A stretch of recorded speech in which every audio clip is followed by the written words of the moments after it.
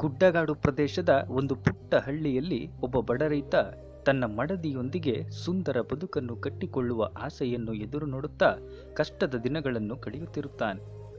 ತನ್ನ ಸಂಸಾರ ನಿರ್ವಹಣೆಗೆ ಬೇಕಾದ ಹಣವನ್ನು ದುಡಿಯಲು ಹಳ್ಳಿಯಲ್ಲಿ ಸಾಧ್ಯವಾಗುತ್ತಿರಲಿಲ್ಲ. ಆದ್ದರಿಂದ ಅವನು ತನ್ನ ಮಡದಿಯನ್ನು ಹಳ್ಳಿಯಲ್ಲಿಯೇ ಬಿಟ್ಟು ದುಡಿಯುವ ಸಲುವಾಗಿ ಪಟ್ಟಣಕ್ಕೆ ಹೋಗುವ ಯೋಚನೆ ಮಾಡುತ್ತಾನೆ. ಹಲವು ದಿನಗಳು ಯೋಚಿಸಿ ಪಟ್ಟಣಕ್ಕೆ ಹೋಗಲು ಸಿದ್ಧನಾಗುತ್ತಾನೆ. ಹೊರಡುವ ಮುನ್ನ ಆ ರೈತ ತನ್ನ ಮಡದಿಯ ಬಳಿ ಒಂದು ಪ್ರಮಾಣವನ್ನು ಮಾಡುತ್ತಾನೆ. ನಾನು ಇಂದು ಪಟ್ಟಣಕ್ಕೆ ಹೋಗುತ್ತಿದ್ದೇನೆ. ಮರಳಿ ಬರುವುದಕ್ಕೆ ತುಂಬ ವರ್ಷಗಳೇ ಕಳೆಯಬಹುದು. ಎಷ್ಟೇ ವರ್ಷಗಳು ಕಳೆದರೂ ನಾನೆಂದಿಗೂ ನಿನ್ನ ನಂಬಿಕೆಗೆ ದ್ರೋಹ ಬಗೆಯುವುದಿಲ್ಲ. ನಾನು ಪುನಃ ನಿನ್ನ ಬಳಿಗೆ ಮರಳುತ್ತೇನೆ. ನಾನೆಂದಿಗೂ ನಿನ್ನವನಾಗಿಯೇ ಇರುತ್ತೇನೆ. ಇದು ನಾನು ನಿನಗೆ ನೀಡುತ್ತಿರುವ ವಚನ. ನೀನು ಸಹ ಈ ರೀತಿಯಲ್ಲಿ ವಚನ ನೀಡುವೆಯಾ ಎಂದು ಕೇಳುತ್ತಾನೆ. ನಾನು ಸಹ ಅದೆಷ್ಟೇ ವರ್ಷಗಳೇ ಕಳೆದರೂ ನಿಮ್ಮ ದಾರಿಗಾಗಿಯೇ ಕಾಯುತ್ತಿರುತ್ತೇನೆ. ನಿಮ್ಮ ಬರುವಿಕೆಯನ್ನು ಎದುರು ನೋಡುತ್ತಿರುತ್ತೇನೆ. ನಾನು ನಿಮ್ಮ ನಂಬಿಕೆಗೆ ಎಂದಿಗೂ ಮೋಸ ಮಾಡುವುದಿಲ್ಲ ಎಂದು ಉತ್ತರಿಸುತ್ತಾಳೆ. ಆತ ಪಟ್ಟಣದ ದಾರಿಯನ್ನು ಹಿಡಿಯುತ್ತಾನೆ. ಆ ಗುಡ್ಡಗಾಡು ಪ್ರದೇಶದಿಂದ ಪಟ್ಟಣವನ್ನು ತಲುಪಲು ಸುಮಾರು 20 ದಿನಗಳ ಕಾಲ ನಡೆದು ಸಾಗಬೇಕಾಗಿರುತ್ತದೆ. ಹಸಿವು, ದಣಿವು, ಆಯಾಸಗಳನ್ನೊಳಗೊಂಡ 20 ದಿನಗಳ ಕಾಲ್ನಡಿಗೆಯ ಪ್ರಯಾಣದ ನಂತರ ಆತ ಒಂದು ಪುಟ್ಟ ಪಟ್ಟಣವನ್ನು ತಲುಪುತ್ತಾನೆ. ಆ ಪಟ್ಟಣದಲ್ಲಿ ಒಬ್ಬ ಸರಕು ವ್ಯಾಪಾರಿಯ ಬಳಿ ಕೆಲಸಕ್ಕೆ ಸೇರಿಕೊಳ್ಳುತ್ತಾನೆ. ತನಗೆ ಕೆಲಸ ಕೊಟ್ಟು ಆಶ್ರಯವನ್ನು ನೀಡಿದ ತನ್ನ ಮಾಲೀಕನನ್ನು ದೇವರೆಂದು ಭಾವಿಸಿ ಪ್ರಾಮಾಣಿಕತೆಯಿಂದ ಕೆಲಸವನ್ನು ಮಾಡುತ್ತಿರುತ್ತಾನೆ. ಆ ರೈತ ಕೆಲಸ ಮಾಡಲು ಪ್ರಾರಂಭಿಸಿ 20 ವರ್ಷಗಳೇ ಕಳೆದು ಹೋಗುತ್ತವೆ. ತನ್ನ ಮನೆಗೆ ಹಿಂದಿರುಗುವ ಸಮಯ ಬಂದಿದೆ.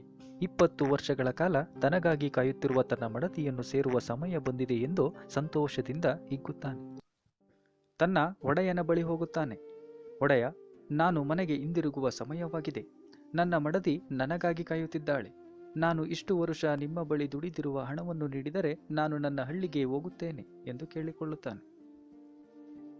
ನೀನು ಈ 20 ವರ್ಷಗಳ ಕಾಲ ನನ್ನ ಬಳಿ ಬಹಳ ಪ್ರಾಮಾಣಿಕತೆಯಿಂದ ದುಡಿದಿದ್ದೀಯ. ನನ್ನ ಪ್ರೀತಿ, ವಿಶ್ವಾಸ, ನಂಬಿಕೆಯನ್ನು ಗಳಿಸಿದ್ದೀಯ. ನಾನು ನಿನಗೆ 2 ಆಯ್ಕೆಗಳನ್ನು ನೀಡುತ್ತೇನೆ. ಅದರಲ್ಲಿ ಯಾವುದಾದರೂ ಒಂದನ್ನು ನೀನು ಆರಿಸಿಕೊಳ್ಳಬಹುದು ಎಂದು ಮಾಲೀಕ ಹೇಳುತ್ತಾನೆ. ಆ ರೈತ ಸರಿ ಎಂದು ಒಪ್ಪಿಗೆ ಸೂಚಿಸುತ್ತಾನೆ. 20 ವರ್ಷಗಳ ನಿನ್ನ ದುಡಿಮೆಯ ಪ್ರತಿಫಲವಾಗಿ ನಾನು ನಿನಗೆ 3 ಅಮೂಲ್ಯವಾದ ಜೀವನ ಸಂದೇಶಗಳನ್ನು ನೀಡುತ್ತೇನೆ. ಅಥವಾ ಆ ಸಂದೇಶಗಳು ನಿನಗೆ ಬೇಡವೆಂದರೆ ನೀನು ಇಷ್ಟು ವರುಷ ದುಡಿದಿರುವ ಹಣವನ್ನು ನೀಡುತ್ತೇನೆ. ಯಾವುದಾದರೂ ಒಂದನ್ನು ಯೋಚನೆ ಮಾಡಿ ನಿರ್ಧರಿಸಿ ಹೇಳು ಎಂದು ಆ ಮಾಲೀಕ ಆ ರೈತನಿಗೆ ಹೇಳುತ್ತಾನೆ. ಆ ರೈತ 2 ದಿನಗಳ ಕಾಲ ಸಮಾಲೋಚಿಸಿ ತನ್ನ ಒಡೆಯನ ಬಳಿ ಬರುತ್ತಾನೆ. ಒಡೆಯ, ನನಗೆ ಹಣ ಬೇಡ. ಹಣದ ಬದಲಾಗಿ ನೀವು ಹೇಳುವ ಆ 3 ಜೀವನ ಸಂದೇಶಗಳೇ ನನ್ನ ಮುಂದಿನ ದಿನಗಳಲ್ಲಿ ನನ್ನನ್ನು ಕಾಪಾಡುತ್ತವೆ ಎಂಬ ದೃಢವಾದ ನಂಬಿಕೆ ನನಗಿದೆ. ದಯಮಾಡಿ ನನಗೆ ಆ 3 ಅಮೂಲ್ಯವಾದ ಜೀವನ ಸಂದೇಶಗಳನ್ನೇ ಹೇಳಿ ಎಂದು ಕೇಳಿಕೊಳ್ಳುತ್ತಾನೆ. ಮಾಲೀಕ ತುಂಬ ಸಂತೋಷದಿಂದ ಆ 3 ಸಂದೇಶಗಳನ್ನು ಹೇಳುತ್ತಾನೆ. ಮೊದಲನೆಯದಾಗಿ, ಜೀವನದಲ್ಲಿ ಎಂದಿಗೂ ಅಡ್ಡದಾರಿಯನ್ನು ಹಿಡಿಯಬೇಡ. ಅದು ನಿನ್ನ ಜೀವಕ್ಕೆ ಕುತ್ತು ತಂದು ಜೀವನವನ್ನೇ ಅಂತ್ಯಗೊಳಿಸಬಹುದು.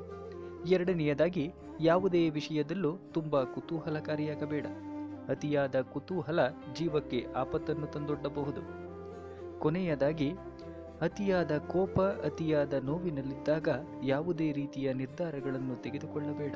ಆ ರೀತಿ ದುಡುಕಿ ತೆಗೆದುಕೊಳ್ಳುವ ನಿರ್ಧಾರಗಳಿಂದ ಜೀವನವೇ ಅಂತ್ಯಗೊಳ್ಳಬಹುದು. ಈ ರೀತಿಯಾಗಿ ಆ ಮಾಲೀಕ 3 ಸಂದೇಶಗಳನ್ನು ಆ ರೈತನಿಗೆ ಹೇಳಿ ಜೊತೆಗೆ ರೊಟ್ಟಿ ಇರುವ 3 ಬುತ್ತಿಗಳನ್ನು ನೀಡುತ್ತಾನೆ.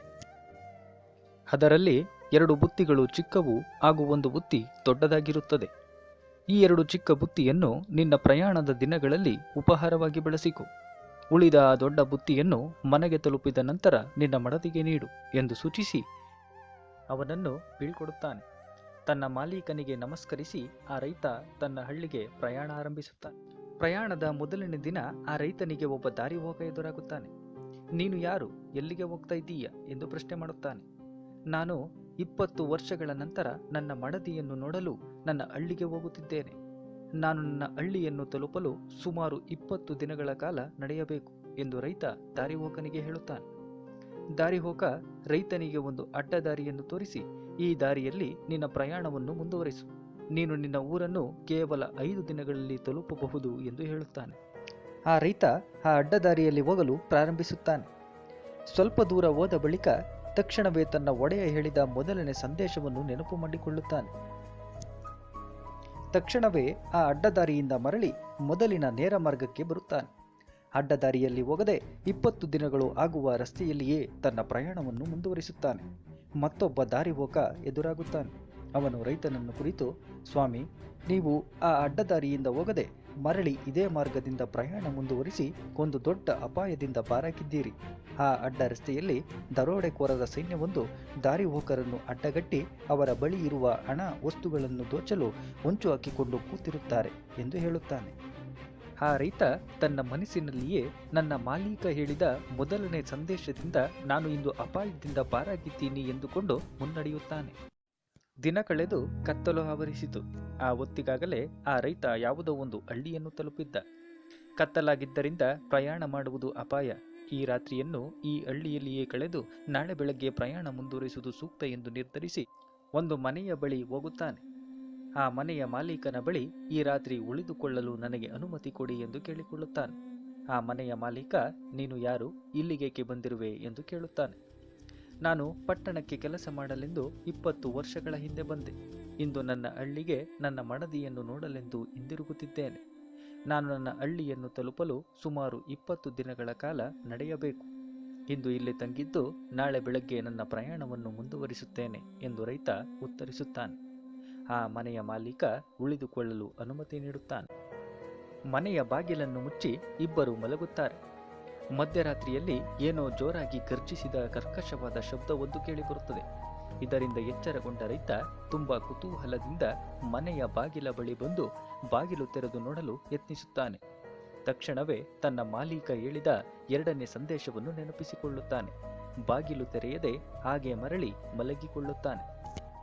ಮರುದಿನ ಬೆಳಿಗ್ಗೆ ಎದ್ದಾಗ ಆ ಮನೆಯ ಮಾಲೀಕ ರೈತನನ್ನು ಕುರಿತು, ಈ ಹಳ್ಳಿಗೆ ಪಕ್ಕದ ಕಾಡಿನಿಂದ ಆಗಾಗ ಹುಲಿಯೊಂದು ಬಂದು ಓಡಾಡುತ್ತಿರುತ್ತದೆ. ಆದ್ದರಿಂದ ಕತ್ತಲಾಗುತ್ತಿದ್ದಂತೆಯೇ ಎಲ್ಲರೂ ಬಾಗಿಲು ಹಾಕಿಕೊಂಡು ಮಲಗಿಬಿಡುತ್ತಾರೆ. ಬೆಳಗಾಗುವವರೆಗೂ ಯಾರೂ ಬಾಗಿಲನ್ನು ತೆರೆಯುವುದಿಲ್ಲ ಎಂದು ಹೇಳಿದ. ಇದನ್ನು ಕೇಳಿದ ರೈತ ತನ್ನ ಮನಸ್ಸಿನಲ್ಲಿಯೇ, ರಾತ್ರಿ ಕುತೂಹಲದಿಂದ ಏನೆಂದು ನೋಡಲು ಬಾಗಿಲನ್ನು ತೆರೆದಿದ್ದರೆ ಹುಲಿಗೆ ಆಹಾರವಾಗಿ ಬಿಡುತ್ತಿದ್ದೆ. ನನ್ನ ಮಾಲೀಕ ಹೇಳಿದ 2ನೇ ಸಂದೇಶದಿಂದಾಗಿ ಇಂದು ನನ್ನ ಪ್ರಾಣ ಉಳಿದಿದೆ ಎಂದು ಹೇಳಿಕೊಂಡನು. ತನಗೆ ಉಳಿದುಕೊಳ್ಳಲು ಜಾಗ ಕೊಟ್ಟ ಗುಡಿಸಲಿನವನಿಗೆ ಧನ್ಯವಾದ ಹೇಳಿ ತನ್ನ ಪ್ರಯಾಣವನ್ನು ಮುಂದುವರಿಸಿದನು. ಹೀಗೆ 10 ಹಲವು ಅಪಾಯಗಳನ್ನು ಎದುರಿಸಿ ಅವುಗಳಿಂದ ಪಾರಾಗಿ ಹಸಿವು, ದಣಿವು, ಆಯಾಸಗಳನ್ನೊಳಗೊಂಡ 20 ದಿನಗಳ ಕಾಲ್ನಡಿಗೆಯ ಪ್ರಯಾಣವನ್ನು ಮುಗಿಸಿ ತನ್ನ ಹಳ್ಳಿಯನ್ನು ತಲುಪಿದನು. 20 ವರ್ಷಗಳ ನಂತರ ಮತ್ತೆ ತನ್ನ ಹಳ್ಳಿಯನ್ನು ಕಂಡು ಅವನಿಗೆ ಅಪಾರ ಸಂತೋಷವಾಯಿತು. ತನ್ನ ಮಡದಿಯನ್ನು ಕಂಡು ಅವಳನ್ನು ಆನಂದದಿಂದ ಆಲಂಗಿಸುವ ತವಕ ಅವನ ಮನದಲ್ಲಿ ಮನೆ ಮಾಡಿತ್ತು. ಅವನ ಖುಷಿಗೆ, ಮನದಲ್ಲಿ ತುಂಬಿದ್ದ ಉತ್ಸಾಹಕ್ಕೆ ಕೊನೆಯೇ ಇರಲಿಲ್ಲ. ಆತ ಮನೆಯನ್ನು ತಲುಪಿದಾಗ ಕತ್ತಲಾಗಿತ್ತು. ಮನೆಯ ಬಳಿ ಬಂದು ನಿಲ್ಲುತ್ತಾನೆ. ಮನೆಯ ಬಾಗಿಲು ಮುಚ್ಚಿರುತ್ತದೆ. ಮನೆಯ ಒಳಗೆ ದೀಪ ಉರಿಯುತ್ತಿರುತ್ತದೆ. ಕಿಟಕಿಯ ಬಳಿ ಬಂದು ಒಳಗೆ ಇಣುಕಿ ನೋಡುತ್ತಾನೆ. ತನ್ನ ಮಡದಿ ಒಬ್ಬ ಪುರುಷನೊಂದಿಗೆ ಇರುವುದನ್ನು ನೋಡುತ್ತಾನೆ. ಆ ಪುರುಷನು ಆಕೆಯ ತೊಡೆಯ ಮೇಲೆ ತಲೆಯನ್ನಿಟ್ಟು ಮಲಗಿಕೊಂಡಿರುತ್ತಾನೆ. ಆಕೆ ಆತನ ತಲೆಯನ್ನು ಸವರುತ್ತಾ ಏನನ್ನೋ ಗಾಢವಾಗಿ ಯೋಚಿಸುತ್ತಾ ಕುಳಿತಿರುತ್ತಾಳೆ. ಇದನ್ನು ಕಂಡ ರೈತನ ಮನಸ್ಸು ಒಡೆದು ಹೋಗುತ್ತದೆ. ಮನದಲ್ಲಿ ಸಹಿಸಲಾರದಷ್ಟು ನೋವು ತುಂಬುತ್ತದೆ. ತನ್ನ ಮಡದಿಯ ಮೇಲೆ ಸಹಿಸಲಾಗದ ಕೋಪ ಹೆಚ್ಚಾಗುತ್ತದೆ. ಕೊಲ್ಲುವಷ್ಟು ಆಕ್ರೋಶಭರಿತನಾಗುತ್ತಾನೆ. ತನ್ನ ಮಡದಿ ತನಗೆ ನಂಬಿಕೆ ದ್ರೋಹ ಎಸಗಿದ್ದಾಳೆ, ತನ್ನ ಪ್ರೀತಿಗೆ ಮೋಸ ಮಾಡಿದ್ದಾಳೆಂದು ಭಾವಿಸಿ ಕೋಪಗೊಳ್ಳುತ್ತಾನೆ. ದ್ವೇಷ ಹೆಚ್ಚಾಗುತ್ತದೆ. ಮನೆಯ ಬಾಗಿಲನ್ನು ತೆರೆದು ತನ್ನ ಮಡದಿಯಾಗೂ ಆ ಪುರುಷ ಇಬ್ಬರನ್ನು ಕೊಲ್ಲುವುದಕ್ಕೆ ನಿರ್ಧರಿಸುತ್ತಾನೆ. ಆಕ್ರೋಶದಿಂದ ಬಾಗಿಲ ಬಳಿ ಬಂದು ನಿಲ್ಲುತ್ತಾನೆ. ಬಾಗಿಲನ್ನು ಬಡಿಯಲು ಕೈ ಚಾಚುತ್ತಾನೆ. ತಕ್ಷಣವೇ ತನ್ನ ಮಾಲೀಕ ಹೇಳಿದ 3ನೇ ಸಂದೇಶವನ್ನು ನೆನಪು ಮಾಡಿಕೊಳ್ಳುತ್ತಾನೆ. ಕೋಪ ತಣ್ಣಗಾಗುತ್ತದೆ. ಮನೆಯ ಬಳಿಯಿಂದ ಹೊರಡುತ್ತಾನೆ. ತಾನು ದನಕರುಗಳನ್ನು ಕಟ್ಟುತ್ತಿದ್ದ ಕೊಟ್ಟಿಗೆಗೆ ಬರುತ್ತಾನೆ. ಅಲ್ಲಿ ಮಲಗಿಕೊಂಡು ದೀರ್ಘವಾಗಿ ಯೋಚಿಸುತ್ತಾನೆ. ತನ್ನ ಮಡದಿ ತನಗೆ ಮೋಸ ಮಾಡಿದ್ದಾಳೆ, ತನಗೆ ನೀಡಿದ ವಚನವನ್ನು ಮುರಿದಿದ್ದಾಳೆ, ನಂಬಿಕೆ ದ್ರೋಹ ಮಾಡಿದ್ದಾಳೆಂದು ದುಃಖಪಡುತ್ತಾನೆ. ಪಟ್ಟಣದಲ್ಲಿರುವ ತನ್ನ ಮಾಲೀಕನ ಬಳಿಗೆ ಮರಳಿ ಹೋಗಿ ಪುನಃ ಕೆಲಸ ಕೇಳಿ ಅಲ್ಲಿಯೇ ಕೆಲಸ ಮಾಡಿಕೊಂಡು ಇದ್ದು ಬಿಡಲು ಹಾಗೂ ಇನ್ನೆಂದಿಗೂ ಇಲ್ಲಿಗೆ ಹಿಂತಿರುಗಬಾರದೆಂದು ನಿರ್ಧಾರ ಮಾಡುತ್ತಾನೆ. ಹೋಗುವ ಮೊದಲು ತನ್ನ ಮಡದಿಗೆ ಕೊಟ್ಟ ಮಾತಿನಂತೆ ಹಿಂತಿರುಗಿದ್ದೇನೆ. ನಾನು ನೀನಿಟ್ಟ ನಂಬಿಕೆಯನ್ನು ಉಳಿಸಿಕೊಂಡಿದ್ದೇನೆ. 20 ವರ್ಷಗಳು ಕಳೆದರೂ ನಾನು ಇಲ್ಲಿಯವರೆಗೂ ಬೇರೆ ಹೆಣ್ಣಿನ ಮೋಹಕ್ಕೆ ಒಳಗಾಗದೆ ನಿನ್ನ ಪತಿಯಾಗಿಯೇ ಮರಳಿ ನಿನ್ನ ಬಳಿಗೆ ಬಂದಿರುವುದಾಗಿ ಹಾಗೂ ನಂಬಿಕೆಗೆ ಅರ್ಹನಾಗಿರುವೆನೆಂದು ತಿಳಿಸಿ ಹೋಗುವೆನೆಂದು ನಿರ್ಧಾರ ಮಾಡುತ್ತಾನೆ. ಅಂದು ಆ ರಾತ್ರಿಯನ್ನು ಕೊಟ್ಟಿಗೆಯಲ್ಲಿಯೇ ಕಳೆಯುತ್ತಾನೆ. ಮರುದಿನ ಬೆಳಗ್ಗೆ ಎದ್ದು ಮನೆಯ ಬಳಿ ಬರುತ್ತಾನೆ. ಮನೆಯ ಬಾಗಿಲನ್ನು ಬಡಿಯುತ್ತಾನೆ. ಒಳಗಿನಿಂದ ಬಂದ ಮಡದಿ ಬಾಗಿಲ ತೆರೆದು ನೋಡುತ್ತಾಳೆ. ಬಾಗಿಲಲ್ಲಿ ನಿಂತಿದ್ದ ತನ್ನ ಪತಿಯನ್ನು ಕಂಡು ಅಪಾರ ಆನಂದದಿಂದ ಅವನನ್ನು ಬಾಚಿ ತಬ್ಬಿಕೊಳ್ಳಲು ಪ್ರಯತ್ನಿಸುತ್ತಾಳೆ. ಆದರೆ ಆಕೆಯ ಪತಿ ಕೋಪದಿಂದ ಆಕೆಯನ್ನು ನೆಲಕ್ಕೆ ದೂಡುತ್ತಾನೆ. ಅವಳಿಗೆ ಆಶ್ಚರ್ಯದ ಜೊತೆಗೆ ದುಃಖವೂ ಉಂಟಾಗುತ್ತದೆ. ನಾನು ಈ ಕ್ಷಣದವರೆಗೂ ನಿನ್ನ ಪತಿಯಾಗಿಯೇ ಉಳಿದುಕೊಂಡಿದ್ದೇನೆ. ನಾನು ನಿನಗೆ ಕೊಟ್ಟ ವಚನದಂತೆ ನಡೆದುಕೊಂಡಿದ್ದೇನೆ. ನಾನೆಂದಿಗೂ ನಿನ್ನ ಪ್ರೀತಿಗೆ ಮೋಸ ಮಾಡಿಲ್ಲ. ನಂಬಿಕೆಗೆ ಅರ್ಹನಾಗಿದ್ದೇನೆ. ಆದರೆ ನೀನು ನನಗೆ ನಂಬಿಕೆ ದ್ರೋಹ ಮಾಡಿದ್ದೀಯ. ನನಗೆ ನೀನು ಕೊಟ್ಟ ವಚನದಂತೆ ನಡೆದುಕೊಂಡಿಲ್ಲ. ನೀನು ನಂಬಿಕೆಗೆ ಅನರ್ಹಳು ಎಂದು ತನ್ನ ಮಡದಿಯನ್ನು ಕುರಿತು ಹೇಳುತ್ತಾನೆ. ಇಲ್ಲ, ನಾನೆಂದಿಗೂ ನಿಮ್ಮ ನಂಬಿಕೆಗೆ ದ್ರೋಹ ಮಾಡಿಲ್ಲ. ಈ ಕ್ಷಣದವರೆಗೂ ನಾನು ನಿಮ್ಮ ದಾರಿಯನ್ನೇ ಕಾಯುತ್ತಿದ್ದೆ. ನಿಮ್ಮ ಬರುವಿಕೆಯನ್ನೇ ಎದುರು ನೋಡುತ್ತಿದ್ದೆ. ನಾನು ಎಂದೂ ಪರಪುರುಷನ ಮೋಹಕ್ಕೆ ಒಳಗಾಗಿ ನಿಮ್ಮ ಪ್ರೀತಿಗೆ ಮೋಸ ಮಾಡಿಲ್ಲ. ನಾನು ಈಗಲೂ ಸಹ ನಿಮ್ಮ ಸತಿಯಾಗಿಯೇ ಉಳಿದುಕೊಂಡಿದ್ದೇನೆ ಎಂದು ಹೇಳುತ್ತಾಳೆ. ಆಗ ರೈತ, ಇಲ್ಲ, ನೀನು ಸುಳ್ಳು ಹೇಳ್ತಿದ್ದೀಯ.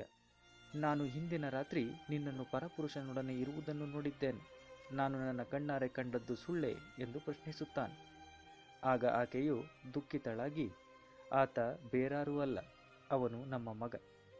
ನೀವು 20 ವರ್ಷಗಳ ಹಿಂದೆ ನನ್ನನ್ನು ಬಿಟ್ಟು ಪಟ್ಟಣಕ್ಕೆ ಹೋಗುವಾಗ ನಾನು ಗರ್ಭಿಣಿಯಾಗಿದ್ದೆ. ನಿಮಗೆ ನಾನು ಗರ್ಭಿಣಿ ಎಂದು ಗೊತ್ತಾದರೆ ನನ್ನನ್ನು ಆರೈಕೆ ಮಾಡಲು, ನನ್ನನ್ನು ನೋಡಿಕೊಳ್ಳಲು ಯಾರೂ ಇಲ್ಲವೆಂದು ನೀವು ಪಟ್ಟಣಕ್ಕೆ ಹೋಗದೆ ಇಲ್ಲಿಯೇ ಉಳಿದು ಬಿಡುತ್ತೀರಾ ಎಂದು ಆ ವಿಷಯವನ್ನು ನಿಮ್ಮಿಂದ ರಹಸ್ಯವಾಗಿಟ್ಟೆ. ಇಂದಿಗೆ ನಮ್ಮ ಮಗನಿಗೆ 20 ವರ್ಷ ತುಂಬಿದೆ ಎಂದು ಹೇಳುತ್ತಾಳೆ. ಅವಳ ಈ ಮಾತುಗಳನ್ನು ಕೇಳಿ ಅವನಿಗೆ ಪಶ್ಚಾತ್ತಾಪವಾಗುತ್ತದೆ. ಕಣ್ಣುಗಳು ತುಂಬಿಕೊಳ್ಳುತ್ತವೆ. ತನ್ನ ಹೆಂಡತಿಯ ಬಳಿ ಕ್ಷಮೆ ಕೇಳುತ್ತಾನೆ.